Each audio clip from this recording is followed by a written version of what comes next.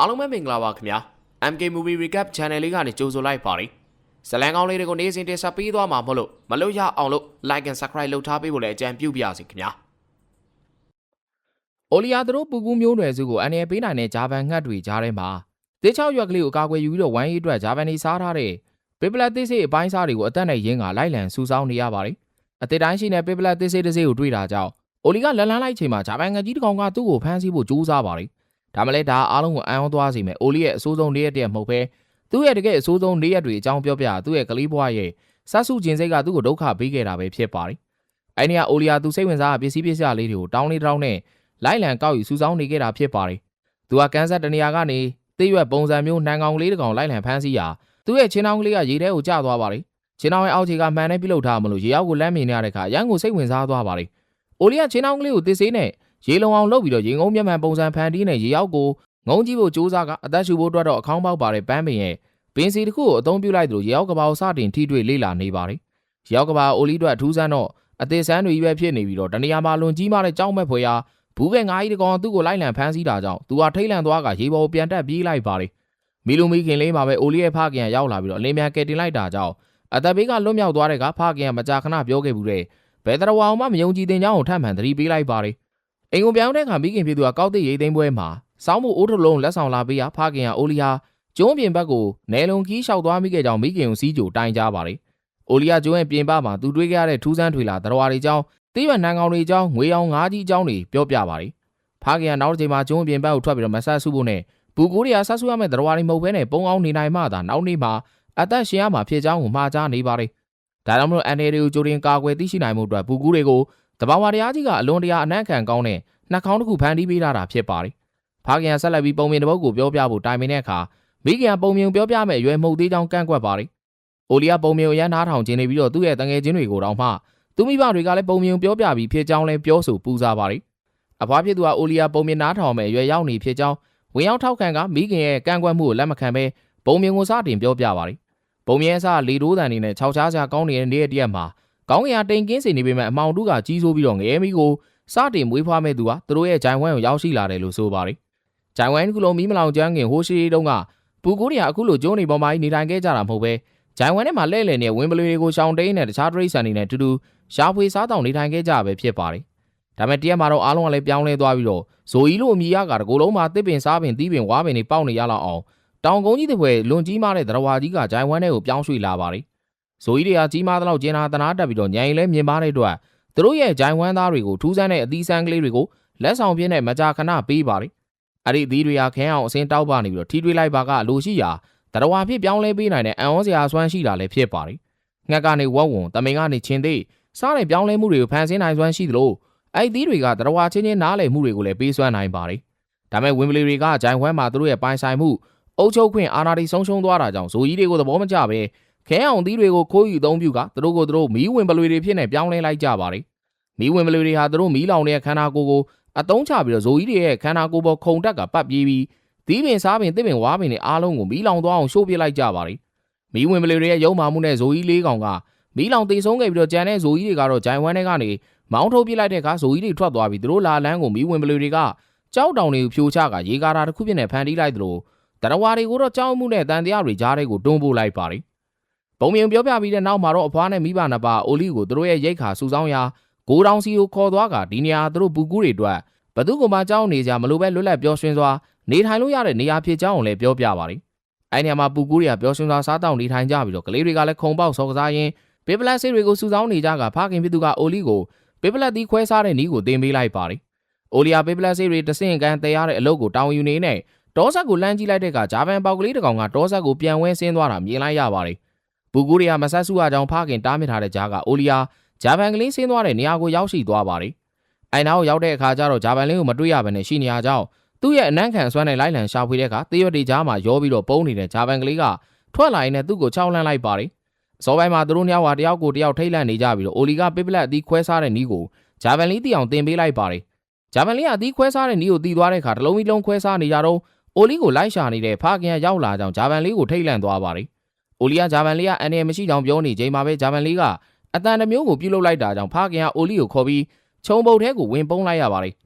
ဂျာဗန်နီရဲ့အော်တန်ကြောင့်မကြခင်မှာသူတို့မျိုးနွယ်စုတွေကအဲ့နေရာဝိုင်းုံပြန်တန်းလာကြတဲ့အခါသူကသူတို့ရဲ့မျိုးနွယ်စုလူကြီးတွေကိုပစ်ပလက်သီးခွဲစားနည်းကိုပြန်လဲပို့ချလိုက်ပါတယ်အဲ့နောက်ပိုင်းမှာတော့ဂျာဗန်တွေကအုပ်စုလိုက်ရောက်ရှိလာကြပြီးပူကူးရဲ့စိုက်ခင်းတွေဂိုဒေါင်တွေမှာရှိတဲ့အသီးတွေကိုမွားစာကျဲအောင်စားတောက်ပစ်လိုက်ကြပါတယ်အဲ့လိုနဲ့ပူကူးရဲ့ပစ်ပလက်သီးတွေကရှားပါလာပြီးတော့စောင်းရင်းစာအတွက်အခက်အခဲဖြစ်ကြကပူကူးလူကြီးတွေကခေါင်းချင်းဆိုင်တိုင်ပင်နေကြပါတယ်ဒါဆက်စုတက်တဲ့ပူကူးကလေးအိုလီအတွက်တခါလေးသာမှားယွင်းခဲ့ရတဲ့အဆိုးဆုံးနေ့ရက်တစ်ရက်ဖြစ်ပါတယ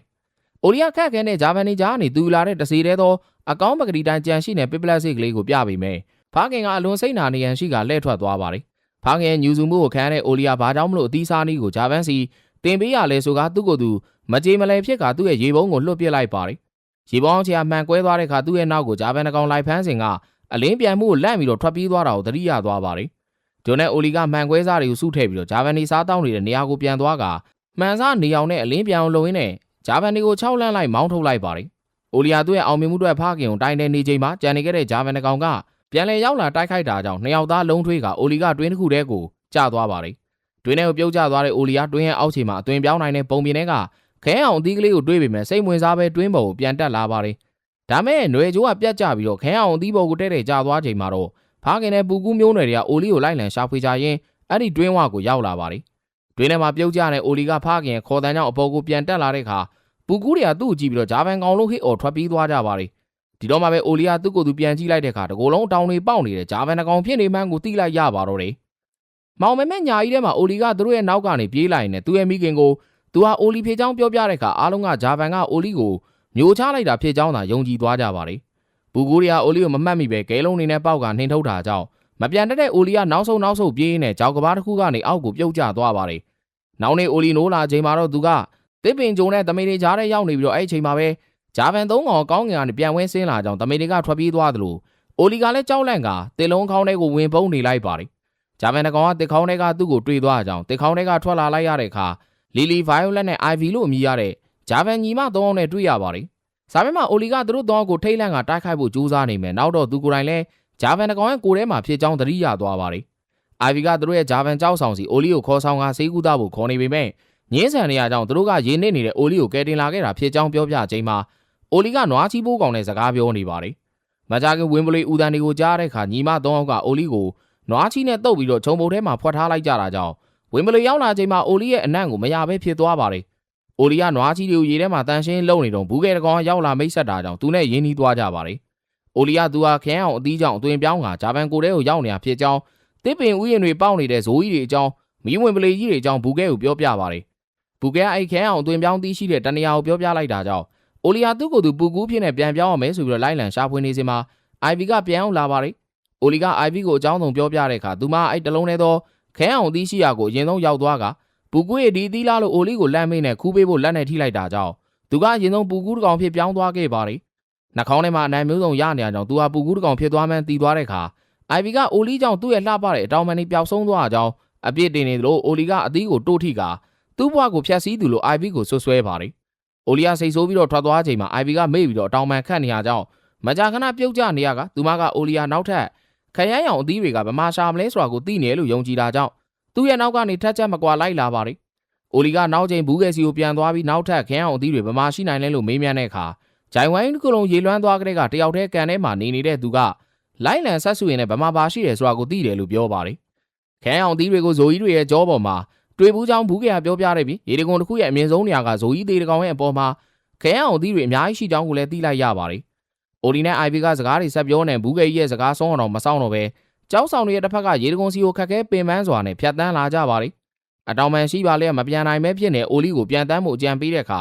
သူကတောင်ပံတစ်ချက်ခတ်လိုက်တိုင်းလွင့်ထွက်သွားတာကြောင့်လန့်သွားခဲ့ပါတယ်တောင်ပေါ်ရောက်ချိန်မှာဝင်းပလီဦးတန်နေကြောင့်သူတို့နှစ်ယောက်ကကြောက်ဆောင်အကွဲမှာပုန်းနေလိုက်ချိန်မီးဝင်ပလီအပေါက်ကလေးတစ်ကောင်ကဖခင်ကိုတကြောကြောခေါ်ရင်းနဲ့တောင်ပေါ်ကနေဆင်းလာပါတယ်သူတို့ကမီးဝင်ပလီတွေကိုအကူအညီပေးတယ်မပေးတယ်ငင်းခုန်နေကြချိန်မှာသူတို့ရဲ့နောက်ဘက်ကခြုံပုတ်တွေကတွေးလှုပ်ရှားလာပြီးတော့ထားရက်လာကြတော့မှသူတို့ကဝင်ပလီတွေကြားထဲမှာပုန်းနေမိတာဖြစ်မှန်းကိုသိလိုက်ရပါတော့တယ်ဒီတော့မှသူတို့နှစ်ယောက်ကဝင်ပလီတွေရဲ့လက်ကနေလွတ်အောင်အသက်လူထွက်ပြေးကြသလိုဝင်ပလီတွေကလည်းနောက်ကနေတစိုးထိုးလိုက်ကြပါတော့တယ်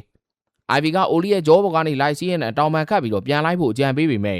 အိုလီကခြေထောက်နဲ့သာပြေးလွှားနေပါတယ်သူတို့ကပြင်းလွှားနဲ့ဂူတကူတဲကိုရောက်ရှိချိန်မှာတော့ဝင်ပလီတွေကဂူတဲကိုဝင်လိုက်မလာတာကြောင့်အန်အောနေရာမှာသတိထားမိချိန်မှာသူတို့ရောက်ရှိနေတာမွေးတွေခိုးအောင်နေတဲ့ဂူမန်းတိလိုက်ပြီးတော့တင်းမြစ်တွေနဲ့ မွေတွေကခွဲခြားမရအောင်ရှုပ်ထွေးနေတာကိုတွေးလိုက်ရပါတယ်။ဂူဝါမှာဝင်ပလူတွေကပိတ်နေရကြောင်းပြန်ထွက်ဖို့မဖြစ်နိုင်တဲ့အခါမွေတွေရှိနေတဲ့လှိုင်ကောင်းတစ်ဖက်ကိုဖြတ်ကြဖို့သာဆုံးဖြတ်လိုက်ပါတယ်။လှိုင်ကောင်းကိုဖြတ်ကြတဲ့အခါ IV ရဲ့နှာခေါင်းနှံခံပါဝါကိုအသုံးပြုပြီးတော့သူ့ရဲ့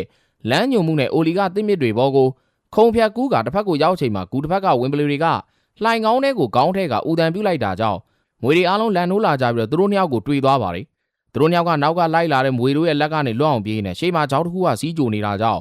IV ကအိုလီကိုတွန်းချကကြောပေါ်ခွာစီးရင်အတောင်ပန်ခတ်ပြန်တန်းနိုင်အောင်ညွှန်ကြားနေပါတယ်။ဒေမလားတောင်ပန်ခတ်မလားလို့ဆုံးဖြတ်ခိုင်းနေချိန်မှာမြေပြင်နဲ့လွန်နီးကပ်လာမှအိုလီကအတောင်ပန်စတင်ခတ်ပြီးတော့ပြန်တန်းလိုက်အောင်ဝီးကနေတဲ့အပေါ်ကိုမြောက်တက်သွားကပြန်တန်းနိုင်နေတဲ့သူ့ကိုယ်သူအန်အောနေပါတော့တယ်။ IV ကအိုလီရဲ့ကြောပေါ်ကနေပြန်တန်းနည်းမျိုးစုံညွှန်ကြားရင်းနဲ့ပြန်တန်းကြကပျော်ရွှင်နေကြပြီးညနေဆောင်ရောက်တဲ့အချိန်တောင်ကလပ်တစ်ခုပေါ်မှာအနားယူနေလိုက်ကြပါတယ်။အိုလီကသူ့ကိုပြန်တန်းနိုင်အောင်တွန်းအားပေးမှုအတွက် IV ကိုကျေးဇူးတင်နေပြီးတော့ IV ကသူ့ရဲ့တွန်းအားတွေအတွက်သူ့ရဲ့အဖေအမေကအစဘယ်သူမှကျေးဇူးတင်မနေဘူးကြောင်းပြောကဝမ်းနဲ့နေခဲ့ပါတယ်။ IV ကအိုလီအတွက်တင်းမြစ်တချို့ကိုညသာဖြစ်နေရှာဖွေကျွေးမွေးရင်းသူတို့ဟာအားကိုးရာဇိုကြီးတွေပျောက်ဆုံးသွားစဉ်ကအစာအစာပြက်လက်မှုကြောင့်ခဏတာအစာပြေဖို့ခြုံပင်အမြစ်တွေကိုတူးစားခဲ့ကြအကြောင်းကိုပြောပြပါတယ်။အကြီးဆုံးဖြစ်တဲ့သူကညီမကလေးတွေမငန်းအောင်ရှာဖွေကျွေးခဲ့ပေမဲ့ဘယ်သူမှကျေးဇူးမတင်ခဲ့ကြောင်းညှိတွားပါတယ်။အဲ့ချိန်မှာပဲပူကူးတကောင်ရဲ့ကျေးဇူးနဲ့ပေပလက်သီးတွေကိုစားလို့ရတဲ့နီးကိုတွေးရှိခဲ့ရကအသက်ရှင်ရက်တည်နိုင်ခဲ့ကြတာဖြစ်ကြောင်းကိုပြောပြတဲ့အခါအိုလီယာအံ့ဩလွန်းပြီးတော့နှုတ်သီးအဝိုင်းသားဖြစ်နေခဲ့ပါတယ်။အမူအရာမျိုးဖြစ်နေအိုလီကိုကြည့်က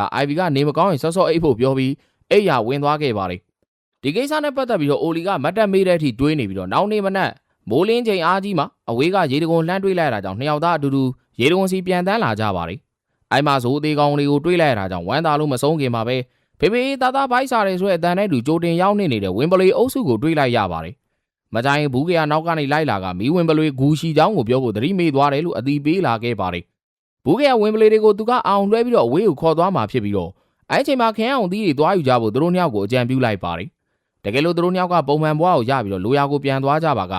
သူတယောက်တည်းအထီးကျန်နေခဲ့မှတွေးပြီးတော့ဘူးကရဝမ်းနေနေပါတယ်။ IV ကခင်းအောင်သီးတစ်လုံးကိုသူတို့ကအပူယူလာမှဖြစ်ပြီးတော့သူတို့နဲ့တူအောင်နှစ်သက်ရဘဝတစ်ခုတော့ပြောင်းယူလိုက်ဖို့အကြံပြုတဲ့အခါဘူးကရသဘောတူဝမ်းမြောက်သွားပါတယ်။ဒုနဲ့ဘူးကရဝင်းပလူတွေလာလန်းရဲ့ကြောက်ဆောင်တစ်ခုပေါ်မှာဟာစီနဲ့အသက်ငင်းချောင်းဆောင်နေပြီးတော့လဲလျောင်းနေလိုက်ရအလွန်ကြီးမားတဲ့ငါးကြီးကိုတွေ့သွားကြတဲ့မီးဝင်းပလူတွေကသူတို့ရဲ့နေလေစားအတွက်တချိန်လုံးပြေးလာကြချိန်မှာဘူးကရထားလာပြီးတော့ရေထဲကိုခုန်ဆင်းကသူတို့ကိုမြားခေါ်ကူပြေးပါတယ်။အိုလီနဲ့ IV ကရေတကုံကူထဲကိုဝင်သွားချိန်မှာခင်းအောင်သီးတစ်လုံးထဲကိုသာတွေ့ရတာကြောင့်အခက်တွေ့နေပြီးတော့ဘူးကရပြောပြချက်ရအများကြီးရှိထားတာကိုသိတဲ့အတွက်လိုက်လံရှာဖွေနေကြပါတယ်။ခဲအောင်တီကိုသူယူမယ်ငါယူမယ်နဲ့လူနေကြတဲ့နှစ်ယောက်စလုံးကလည်းသူတို့မိသားစုတွေရဲ့ဆောင်းရာသီဝင်းစာအတွက်ရှာပေးဖို့အရေးကြီးနေကြသူတွေဖြစ်တာကြောင့်အခက်တွေ့နေကြပြီးတော့အိုလီက IV ကိုငယ်စဉ်ကပေပလက်သီးခွဲနီးတင်ပေးခဲ့တာသူဖြစ်ကြောင်းပြောပြလိုက်ပြီးတော့သူ့ကိုပေးတင်ကြောင်းကိုပြောပါတယ်။အဲ့ချိန်ကစပြီးတော့ပူကူးတွေဟာဂျာဗန်တွေရဲ့စားတွင်းစားကြံတွေကိုသာစားတောင်းနေထိုင်ခဲ့ကြတာဖြစ်ကြောင်းအတိပေးလိုက်သလိုသူက IV ကိုကူညီခဲ့မှုအတွက်အားလုံးရဲ့အပြစ်တင်မှုကိုခံခဲ့ရပြီးဖခင်ကိုယ်တိုင်ကတော့မှသူ့မျက်နှာကိုမကြည့်တော့တဲ့အကြောင်းကိုပြောပြရာ IV ကထိခိုက်ကြေကွဲသွားပါတယ်။အဲ့ချိန်မှာပဲဘူးကဲရဲ့နောက်ကိုလိုက်နေဝင်ပလူတွေကသူတို့ဘက်ကိုပြန်လှည့်လာတာကြောင့်ဘူးကဲရဲ့နာမည်ကိုအော်ခေါ်ကနှစ်ယောက်သားခုံချလိုက်တဲ့အခါခန်းအောင်အသီးပေါ်ကိုဗျိုင်းလူပြုတ်ကျပြီးတော့ဘူးကဲနှကောင်ဖြစ်နေပြောင်းလဲသွားပါတော့တယ်။သူတို့နှစ်ယောက်ကဘူးကဲတွေဖြစ်ပြောင်းလဲသွားပြီးတော့ရေတကုံတိုင်းပြုတ်ကျသွားရေထဲမှာရှိတဲ့မူလဘူးကဲနဲ့စုံတွေ့သွားကြပါတယ်။ရေတကုံမှာခန်းအောင်အသီးတစ်လုံးသာရှိပြီးတော့သူတို့ကအသီးပေါ်အတူတူပြုတ်ကျကန်ပြီးဘူးကဲလို့ခေါ်လိုက်မိတာဖြစ်တာကြောင့်ဘဝပြောင်းသွားတာဖြစ်နိုင်ကြောင်းနဲ့အသီးကိုထိတဲ့အချိန်မှာပြောလိုက်တဲ့စကားတိုင်းပြောင်းလဲသွားတာဖြစ်နိုင်ကြောင်း IV ကအံ့ဩနေတဲ့ဘူးကဲကိုပြောပြပါတယ်။အိုလီက IV ကြောင့်သူ့မိသားစုအတွက်ကျေးဇူးမဆက်နိုင်တော့ကြောင်းပြောကာနာကြီးမှုနဲ့ဒီနေရာကနေပဲလမ်းခွဲကြဖို့ပြောလာပါတယ်။နောက်ကိုပြန်လှည့်သွားတဲ့အိုလီကိုဘူးကဲကနောက်ထပ်အသီးတွေကြောင့် IV ကိုပဲပြောပြတော့မှဖြစ်ကြောင်းပြောကငါးဘွားမှာပဲနေခဲ့တော့ဖို့လမ်းអော်လိုက်ပါတယ်။အိုလီကနောက်ကနေတိတ်တိတ်လေးလိုက်လာချိန်မှာဘူးကဲက IV နဲ့အတူတူစကားပြောလာတဲ့ဘူးကဲကတငယ်ချင်းတွေအသိမြတ်မြတ်နေကြဖို့ပြောရင်း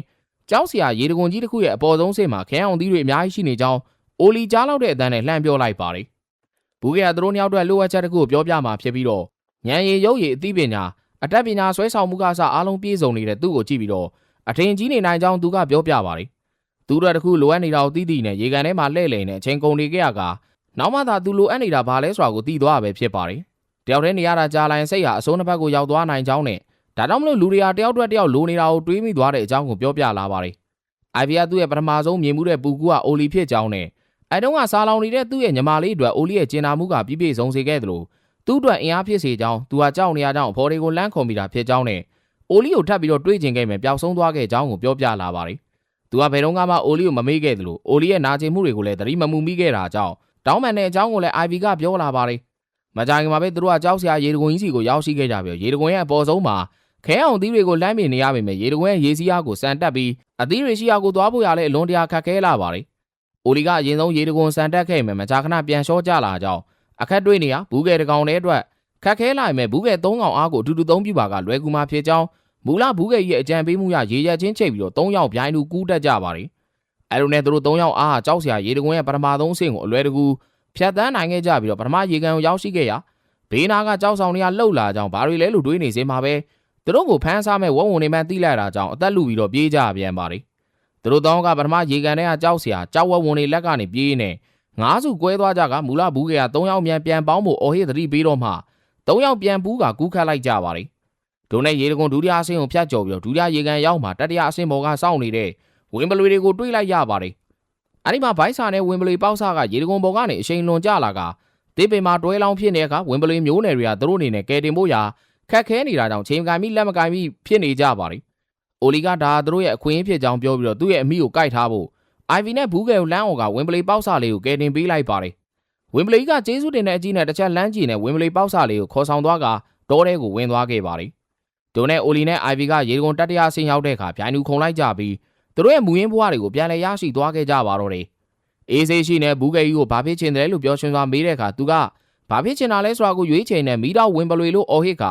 ခဲအောင်သီးတွေတဲကိုခုံချပစ်လိုက်ပါတယ်။အိုင်ဗီနဲ့အိုလီကမိတော့ဝင်ပလွေကြီးကိုကြည့်ကအတောင်းလိုက်ကြီးဖြစ်သွားကြကနေဘူးကဲလို့ခေါ်လိုက်တော့ဘူးကဲဆိုတာဘယ်တော့မှမရှိခဲ့ကြောင်းမိတော့ဝင်ပလွေကပြောကသူ့တကိုယ်လုံးကနေမိတော့တွေထွက်လာပါတယ်။ဇဲကိုစောက်ပြီးတော့ဇိုးတွေကိုမောင်းထုတ်ကဂျိုင်ဝမ်ကိုမီးရှို့ခဲ့တဲ့မိတော့ဝင်ပလွေကိုမျက်ဝါးထင်ထင်မြင်လိုက်ရတဲ့အိုင်ဗီနဲ့အိုလီတို့ကဒန်နာကြီးတကယ့်ကိုမှန်ကန်ကြောင်းလက်ခံသွားခဲ့ကြပါတယ်။ဘာကြောင့်ငိမ့်ငိုင်းကိုဖျက်ဆီးရတယ်လို့ဝင်ပလွေကိုမေးတဲ့အခါသူဟာအုပ်စုထဲမှာအားနည်းဆုံးဖြစ်ခဲ့ရပြီးတော့သူ့ရဲ့နာကျင်မှုတွေကိုဘယ်သူကမှနားမလည်ပေးခဲ့ကြောင်းနဲ့အားလုံးကအသေးကောင်းလူသားသဘောထားခဲ့ကြပြီးတခြားတော်ဝါတွေကလည်းအဖက်မလုပ်တာကြောင့်ဒီချိုင်ဝမ်ကိုမီးရှို့ပစ်ဖို့ရည်ရွယ်ကလှုပ်ဆောင်ခဲ့ကြောင်းကိုပြောပြလိုက်ပါတယ်။ဒါပေမဲ့တရက်မှာဇိုးတကောင်ခဲအောင်အသီးလုံးနဲ့တူဘူးကဲပြင်းနဲ့သူ့ကိုပြောင်းပေးလိုက်တာကြောင့်ရေကန်ထဲမှာပိတ်မိနေခဲ့တာဖြစ်ကြောင်းကိုသိလိုက်ရပါတော့တယ်။အားလုံးကတစ်ပင်ဝင်ပလွေတွေကိုမီးတော့ဝင်ပလွေတွေလို့ထင်းနေတာကိုသူ့အနေနဲ့ကြိတ်ရီနေမိကြောင်းကိုပြောရင်းနဲ့အိုလီရဲ့အနားကိုအန်ဒီရဲ့ပြုတ်ဖို့ကတ်လာကြောင်းအိုင်ဗီကကြားပြတိုက်ခိုက်လိုက်ရမှာအထိနာသွားပါတယ်။အိုလီယာဒဏ်ရာရသွားတဲ့အိုင်ဗီကိုပြေးပွေနေချိန်မှာမီးဝင်ပလွေကဒီချိုင်ဝမ်မှာတငယ်ချင်းဆိုတာမရှိတောင်းပြောပြီးတော့ခဲအောင်သီးတွေကိုမီးရှို့ကထွက်သွားခဲ့ပါတယ်။အိုလီယာဒဏ်ရာရနေတဲ့အိုင်ဗီကိုဆေးကူးသားဖို့အတွက်ဂျာဗန်ကျောက်ဆောင်တွေစီခက်ခဲတဲဆောင်သွားခဲ့ရပါတယ်။ဂျာဗန်ကျောက်ဆောင်ပေါ်ရောက်ပြီးနောက်နေ့မှာဗိုင်ယိုလက်ဟာအိုင်ဗီယာမရှိတော့ကြောင်းအိုလီကိုလာပြောတာကြောင့်အရန်ဝမ်းနေသွားပြီးတော့ငိုကြွေးနေချိန်မှာအိုင်ဗီကရုတ်တရက်ပြန်လာပြီးသူကအစာသွားရှာနေတာဖြစ်ကြောင်းပြောပြတော့မှအိုလီလည်းပျော်ရွှင်သွားပါတယ်။အိုလီကဂျာဗန်ကျောက်ဆောင်ပေါ်မှာဂျာဗန်တွေရဲ့တဘာဝကိုလေ့လာကြည့်ရှုနေချိန်မှာအိုင်ဗီကသူ့ကြောင့်ပူကူးတွေနာကျင်ခဲ့ရပေမဲ့တကယ်လို့အိုလီကသာသူ့ကိုတည်တည်ခွဲနေတင်မပေးခဲ့ပါကသူ့ရဲ့ဆွေမျိုးမိဘတွေလည်းမရှိနိုင်တော့သလိုမျက်စိရှိကဂျာဗန်လေးတွေပျော်ရွှင်နေအောင်လည်းအခုလိုတွေးမြင်နေရမှာမဟုတ်တာကြောင့်သူတို့ဘက်မှာအကျိုးယုံမသွားခဲ့ကြောင်းကျေးဇူးတင်စကားပြောကြားလိုက်ပါတယ်။အဲလိုပျော်ရွှင်နေကြချိန်မှာပြာမုံတွေလွင့်လာခဲ့တာကြောင့်ဂျိုင်ဝမ်ဘက်ကိုလမ်းကြည့်တဲ့အခါဒေါ်မီယာအချိန်ပြင်းပြင်းနဲ့တောက်လောင်နေတာကိုတွေးလိုက်ရပါတယ်။အိုင်ဗီကဂျိုင်ဝမ်တရဝါတွေကိုသွားကူညီတင်ကြောင်းပြောပေမဲ့ဂျာဗန်ကြီးကဂျာဗန်ကဲတွေကသူတို့ရဲ့မျိုးရိုးတွေထိခိုက်နစ်နာမခံနိုင်ကြောင်းပြောကညှင်းဆန်ထွက်သွားကြပါတယ်။ဗိုင်ယိုလက်နဲ့လီလီယာအိုင်ဗီရဲ့စကားနဲ့ဂျိုင်ဝမ်ကိုကူညီဖို့ထောက်ခံတယ်လို့သူတို့ရဲ့ပေါ်မှာရှိခဲ့မှုတွေအိုင်ဗီရဲ့ကျေးဇူးတွေကိုလည်းအားလုံးရှိမှဖော်ထုတ်ချီးကျူးလိုက်ပါတယ်။ဂျွန်နဲ့အိုင်ဗီတို့ညီမ၃ယောက်နဲ့အိုလီတို့ကမီးလောင်မြင်ထဲမှာပိတ်မိနေတဲ့တရဝါတွေကိုကမ်းခြေရေစံနားတွေလိုက်ပါပို့ဆောင်ပေးရင်အမှန်တကယ်အန်ရကင်းတဲ့နေရာကပူကူးကျွန်းသာဖြစ်ကြောင်းကိုသိလိုက်ရပါတယ်။မကြခင်တစ်ပင်မြေခွေးတွေကရောက်လာပြီးတော့သူတို့ရဲ့အကူအညီနဲ့အသက်ရှင်ကျန်သူတွေကိုပူကူးကျွန်းစီကိုပို့ဆောင်ပေးဟာအိုလီကိုကျွန်းရဲ့ပြင်ပမှာအသက်ရှင်လျက်တွေ့နေရတာကြောင့်ကျွန်းပေါ်ကပူကူးတွေကအံ့ဩနေကြပါတယ်။အိုလီရဲ့မိဘတွေကအိုင်ဗီတို့ကိုရန်ညှိုးထားတိုက်ခိုက်နေတဲ့အတွက်အိုလီကဝင်အောင်ဖျံပြေးရင်းဖခင်ပြောပြတဲ့ဒန်နာရီတွေကအားလုံးအမှန်တွေကြီးတာဖြစ်ကြောင်းပြောပြလိုက်တဲ့အခါမှာအိုလီရဲ့ဖခင်လက်ခံသွားပြီးတော့အားလုံးစူးစီးကမီတော့ဝင်ပလီကိုရင်ဆိုင်မှုဆုံးဖြတ်လိုက်ကြပါတယ်။မီတော့ဝင်ပလီကလည်းသူတို့ရှိရာကိုတစ်တုံးတွေကတဆင့်ရောက်လာနေပြီးသူတို့ကဇိုကြီးတွေရဲ့နီးတိုင်းမီတော့ဝင်ပလီကိုခဲအောင်သီးနဲ့ထောင်ဖမ်းဖို့အကြံရသွားကြပါတယ်။ဒိုနဲ့အိုလီယာသူပြုတ်ကြဘူးတဲ့တွင်းထဲကသင်းမင်းနှစ်ခုကိုဆက်ကဇိုကြီးတွေစီဆက်သွယ်ပြီးတော့ခဲအောင်သီးတစ်လုံးတောင်းယူနေသူ့ကိုယ်သူဇိုကြီးဖြစ်နေပြောင်းလဲစရာကနေမီတော့ဝင်ပလီနဲ့တိုက်ခိုက်ကြပါတယ်။အိုလီယာဇိုကြီးဖြစ်နေရေကန်ထဲကိုဆင်းသွားပြီးတော့မီးဝင်ပလီကိုကန်ထုတ်ကရေနဲ့ဖျန်းလိုက်ပြီးခဲအောင်သီးတစ်လုံးနဲ့ပြစ်ပေါက်လိုက်ပေမဲ့အရာမထင်ဖြစ်သွားပါတယ်။မီးဝင်ပလီကသူ့စကားကိုယုံနဲ့တနာစရာအိုလီလေးလို့ပြောလိုက်ပြီးတော့မီတော့ကိုပြန်လဲဖန်ဆင်းကအိုလီရဲ့ကြောပေါ်ကဇိုတေတော်ကိုမီးရှို့လိုက်ရာဘူကူးတွေနဲ့တခြားတရိတ်ဆန်တွေလည်းဘာမှမတတ်နိုင်မဲ့လက်ပိုက်ကြည့်နေကြရပါတယ်။မီးဝင်ပလီကဂျိုင်ဝမ်ကသူ့အပိုင်ဖြစ်ကြောင်းပြောနေချိန်မှာအိုလီရဲ့တစ်မြစ်တွေကမြေကြီးတွေကထွက်လာပြီးမ မီးဝင်ဘလူရဲ့ခြေလက်တွေကိုတုံနှောင်ကကြောက်တုံးနဲ့ပူးချီလိုက်ရင်းနဲ့ရေကာတာစီကိုပြစ်ပေါက်ပစ်လိုက်ပါတယ်ကြောက်တုံးနဲ့ပေါက်ခံတဲ့အချိန်ကြောင့်ရေကာတာပွင့်ထွက်သွားကမီးဝင်ဘလူဟာလည်းရေထဲကိုကြောက်တုံးနေနဲ့တူပါသွားခဲ့ပါတယ်အိုလီယာလည်းရေကာတာထဲကိုလိမ့်ကျသွားတာကြောင့် IB ကလိုက်လံရှာဖွေခဲ့ပေမဲ့ပျောက်ချင်းမလားပျောက်ဆုံးသွားကြောင်းအိုလီရဲ့မိဘတွေနဲ့အတူတူကြေကွဲနေရပါတယ်နောက်ရက်တွေမှာပူကူးမျိုးနယ်တွေဂျာဗန်မျိုးနယ်တွေနဲ့တခြားတရားဝါတွေအားလုံးကစောင်းရသည့်ရိတ်ခါအတွက်အတူတူစိုက်ပျိုးနေကြချိန်မှာအိုလီကဇိုကြီးတွေကိုဥဆောင်ခေါ်ယူလာပြီးတော့တတိဝလန်တွေကိုချွေချကာဒေါ်ရင်ဒရိတ်ဆန်တွေကိုကျွေးမွေးနေပါတယ်။ IB ကအိုလီကိုအရှင်လက်လက်တွေးလိုက်တာကြောင့်ဝမ်းသာအားပြေးဖက်လိုက်ပြီးမီးလောင်တန်ရနေတဲ့သူ့ကိုဇိုကြီးတွေကခင်းအောင်တတိဆွမ်းနဲ့ကုသပြီးတော့မူလပုံစံတိုင်းပြောင်းလဲပေးလိုက်တာဖြစ်ကြောင်းကိုပြောပြလိုက်ပါတယ်။ဇိုကြီးတွေကသူတို့ရဲ့ဂျိုင်ဝမ်စီလုံးညီညွတ်ရေးကိုပြန်လည်ယူဆောင်ပေးခဲ့တဲ့အဓိကတရုပ်ဆောင်အိုလီကိုဦးညွှန်းလိုက်ကြပါတယ်။အိုလီကပူကူကလွဲပြီးတော့ဘယ်တော်ဝါမှမယုံကြည်တဲ့ဖခင်ဖြစ်သူကိုအားလုံးကအတူတူပဲဖြစ်ကြောင်းတတ်သိပြနိုင်ခဲ့ပြီးတော့ဒါဖာတွေထွေးပွေးလိုက်ကြရင်းနဲ့ပဲဇလန်လေးကဒီညမှာပြီးဆုံးလို့သွားခဲ့ပါတယ်ခင်ဗျာဟုတ်ကဲ့ပါနောက်နေ့တွေများမှာလည်းစိတ်ဝင်စားစရာဇလန်ကောင်းတွေကိုတင်ဆက်ပေးသွားမှာမလို့ကျွန်တော်တို့ channel လေးကို like and subscribe လုပ်ပြီးတော့စောင့်မျှော်ကြည့်ရှုအားပေးကြပါဦးစုံဒီကြည့်ရှုပေးတဲ့အတွက်လည်းအားလုံးကိုကျေးဇူးအများကြီးပဲတင်ပါတယ်ခင်ဗျာ